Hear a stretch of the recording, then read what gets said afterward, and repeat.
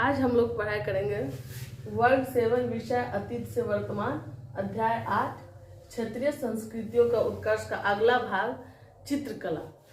चित्रकला के बारे में हम लोग को जानना है। सबसे पहले हम लोग जान लेते हैं कि चित्रकला किसे कहते हैं। तो चित्रकला का मतलब होता है कि रेखाओं और रंगों के माध्यम से अपनी भावनाओं को दूसरे तक पहुंचाना। जैसे कि हम लोग लिखने के माध्यम से अपनी बातों को दूसरे तक रखते हैं, उसी तरह से इस कला चित्रकला में रेखा और रंगों के माध्यम से हम अपनी भावना को, अपने कला को दूसरे तक पहुंचाते हैं। तो हम लोग जो अभी पढ़ रहे हैं जिस चित्रकला के बारे में, वो मध्यकाल से संबंधित है। चित्रकला का इतिहास प्राचीन काल से ही समृद्ध रहा है। आप देखेंगे कि प्राचीन भारत का इतिहास जब पढ़ेंगे तो उसमें भी देखेंगे कि बहुत ही उत्कृष्ट चित्रकला आपको अजंता और एलोरा की गुफा में आपको देखने को मिल जाएगा। अब देखिए, हम लोग जानते हैं कि मध्यकाल में चित्रकला किस प्रकार का था। तो इस समय अलाउद्दीन खिलजी के समय में भित्ति चित्रकला, पांडुलिपि चित्रकला और लघु चित्रकला का काफी विकास था। अब कहेंगे कि भित्ति चित्रकला क्या होता है।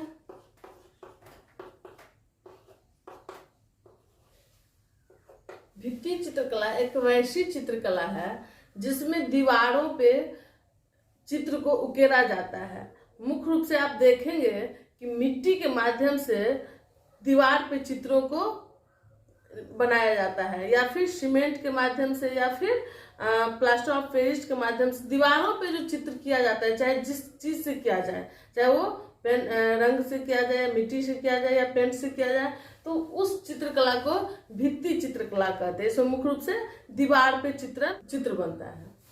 अभी वर्तमान में आप मिथिला हाट में जाएंगे। अभी जो मिथिला हाट नहीं कहा जाए उसको कहा जाए तो मिथिला का एक पार्क जैसा है, लेकिन नाम है उसका मिथिला हाट। उसमें जाएंगे तो आप देखेंगे भित्ति चित्रकला का एक जीवंत उदाहरण अभी देखने को मिल रहा है, जो है हंसा घर नाम का एक रेस्टोरेंट है। उसमें मिट्टी का दीवार बना है जिसपे मिट्टी से ही चित्रकारी किया गया है।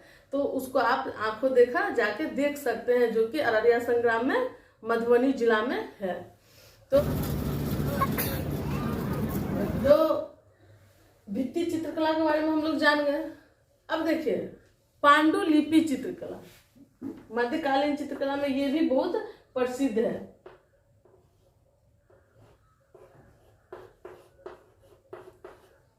अब देखेंगे कि चित्रों के माध्यम से किताबों की रचना होती थी। उसी चित्र को पांडुलिपि चित्र कहा गया, क्योंकि उसमें मुख्य रूप से किसी भी कहानी को चित्र के माध्यम से दिखाया गया और किताबों में उसको संग्रहित किया गया, जिसे पांडुलिपि चित्रकला कहा गया।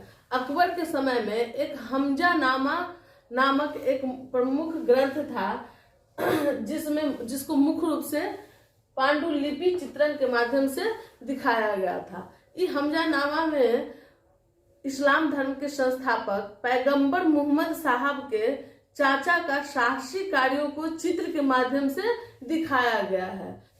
देखिए हमजानामा, इसकी रचना मुख्य रूप से कब की गई थी? अकबर के काल में की गई थी। अकबर के आदेशानुसार हमजानामा का पांडुलिपि के माध्यम से चित्रण किया गया था। पांडुलिपि चित्रण किया गया था हमजानामा का। और इसका प्रमुख जो चित्रकार था वो था मीर सैयद अली और अब्दुल शम्मद। इन्हीं दोनों के देख रेख में हमजानामा का रचना किया गया था। ये पांडुलिपि चित्रण के माध्यम से इस किताब का, इस ग्रंथ का रचना किया गया था। इसमें मुख्य रूप से क्या था, तो पैगंबर मोहम्मद साहब जो इस्लाम धर्म के संस्थापक हैं, उनके चाचा का साहसिक कार्यों का उल्लेख किया गया है। अब देखिए, आप देखेंगे कि अकबर के काल में ही अकबर के दरबार में दो महत्वपूर्ण चित्रकार रहते थे, जसवंत और दशावंत। इस बार ये सवाल में पूछता है कि अकबर के दरबार के प्रमुख हिंदू चित्रकार कौन थे? तो जसवंत और दशावंत। तो ये जसवंत और दशावंत को महाभारत, जो हिंदू धर्म का पवित्र ग्रंथ है महाभारत, उसका इन्होंने पांडुलिपि चित्रण के माध्यम से रचना किया था। अकबरनामा का भी ये चित्र के माध्यम से रचना किए थे। तो इस प्रकार से अकबर के काल में पांडुलिपि चित्र काफी प्रसिद्ध हो रहा था। अब देखिए अगला हम लोग देखेंगे लघु चित्र। लघु चित्र, ये लघु चित्र क्या था? तो छोटे आकार में जो चित्र बनाया जाता था उसको लघु चित्र कहा जाता था। जैसे आप देखेंगे किसी कपड़ा के टुकड़ा पे चित्र बनाना, या कागज के टुकड़ा पे चित्र बनाना, या कार्डबोर्ड पे चित्र बनाना, जो दीवार पे जिसको टांगा जा सकता है उसको लघु चित्र कहा जाता था। यह हाथी के दांत पे भी मुख्य रूप से उकेरा जाता था। तो आगे हम लोग जानते हैं कि ये चित्रकला जो था वो सबसे ज्यादा मुगल कालीन शासक जहांगीर के काल में उत्कर्ष पे था, काफी प्रसिद्धि पे था, अपने शीर्ष पे था। ऐसे ऐसे चित्रकार थे कि इतनी बारीकी से किसी चीज का चित्रण करते थे। उस समय आप किसी पक्षी का अगर चित्रण देखेंगे तो उसकी एक एक बाल गिना जा सकता है। इस प्रकार से महीनी चित्रकारी किया जाता था जहांगीर के काल में। जहांगीर भी काफी चित्र में शौक रखते थे। अब देखिए ये मुगल कालीन चित्रकला का पतन कब होता है? तो औरंगजेब के काल से इसका पतन प्रारंभ हो जाता है। औरंगजेब को चित्रकला में रुचि नहीं था, इसीलिए मुगल काल में औरंगजेब के समय आते आते चित्रकला का पतन होने लगता है। और जितने कलाकार होते हैं वो अपने आश्रय के लिए दूसरे दूसरे क्षेत्र में जाने लगते हैं, जिससे क्या होता है स्थानीय सामंत या फिर स्थानीय राजाओं के माध्यम से उन चित्रकारों को संरक्षण दिया जाता है और उसके माध्यम से स्थानीय चित्रकला का विकास होता है। इसी तरह से आप देखेंगे कि मध्यकाल के उत्तरार्ध में पहाड़ी चित्रकला और पटना कलम चित्रकला जो था वो काफी प्रसिद्ध होता है। अब देखते हैं कि पहाड़ी चित्रकला किस प्रकार का चित्रकला था।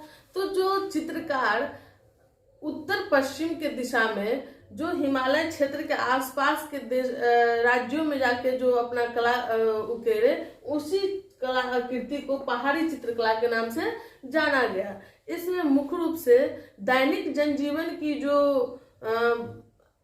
क्रियाकलाप था उसको चित्रित किया गया और तो किसी एक व्यक्ति के विशेषता को भी इसमें दिखाया गया। अब देखेंगे कि पहाड़ी चित्रकला में मुख्य रूप से गेंद खेलते हुए बालक का चित्र, अंधेरी रात में तारों से भरी हुई आकाश का चित्रण, प्राकृतिक सौंदर्य, फलों से लदे हुए पेड़ का चित्रण, राजा जो काफी अपने आप को प्रभावशाली दिखा करके राजाओं का चित्रण, ये सब किया जाता है पहाड़ी चित्रकला में।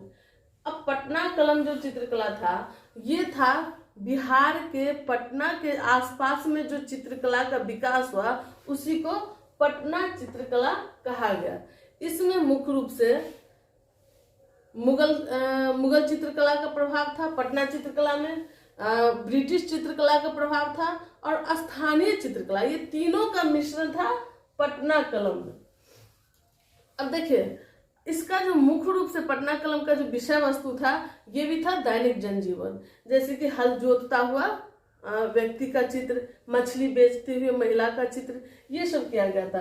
पटना चित्रकला को मुख्य रूप से पुरुष चित्रकला के नाम से भी जाना जाता है, क्योंकि इस चित्रकला में मुख्य रूप से पुरुष ही भाग लिए थे, तो महिला का नाम इसमें सामने नहीं आया है, इसलिए इसे पुरुष चित्रकला के नाम से जाना जाता है। इसकी प्रमुख विशेषता ये है कि इसमें पटना कलम में लघु चित्र को प्राथमिकता दिया गया और इसमें जो रंग का प्रयोग किया जाता था वो रंग प्राकृतिक रंग होता था। अब देखेंगे बीपीएससी का जो बिहार बीपीएससी का जो मेंस एग्जाम होता है उसमें भी पटना कलम में लॉन्ग आंसर लिखना पड़ता है। पटना कला के क्षेत्र में 3 प्रश्न आता है, मौर्य कला, पाल कला और पटना कलम। इसी तीनों में से किसी न किसी एक को आपको गेस होता है, उसमें से तीनों में से एक आपको लिखना पड़ता है कोई। तो ये पटना कलम बिहार बीपीएससी का भी फेवरेट क्वेश्चन रहा है। अब इसकी विशेषता में देखेंगे कि रंग के रूप में क्या होता है, प्राकृतिक रंग का प्रयोग होता है। ब्रश के रूप में आप देखेंगे कि मोटे ब्रश की जहाँ प्रयोग होती है वहां पे भैंस या फिर घोड़ा के गर्दन का बाल से ब्रश बनाया जाता था, और फिर महीन कार्य करने के लिए पतली ब्रश गिलहरी के बाल से बनाया जाता था। तो इस प्रकार से आप देख रहे हैं कि पटना कलम भी काफी प्रसिद्ध रहा। अब देखिए, मध्यकाल में ही जो यूरोपीय भारत आए थे उससे भी मुगल वाले कुछ कलाकृति सीखे थे, जिसमें उन्होंने मुख्य रूप से सीखा था कि आगे का जो फ्रंट का जो दृश्य दिखाना है, तो आगे का जो वस्तु होगा या कोई लोग होंगे उसको छोटे आकार में दिखाना है, और व्यक्ति विशेष का चित्रण भी किया जाए। तो इसका जैसे दरबार में राजा के प्रभाव को दिखाना, राजा के अपने शक्ति के विस्तार को दिखाना, तो इस सब चीज का चित्रण वो यूरोपीय चित्रकला से सीखे थे। फिर आगे के क्लास में हम लोग जानेंगे कि किस प्रकार से संगीत का विकास होता है मध्यकाल में। Thank you.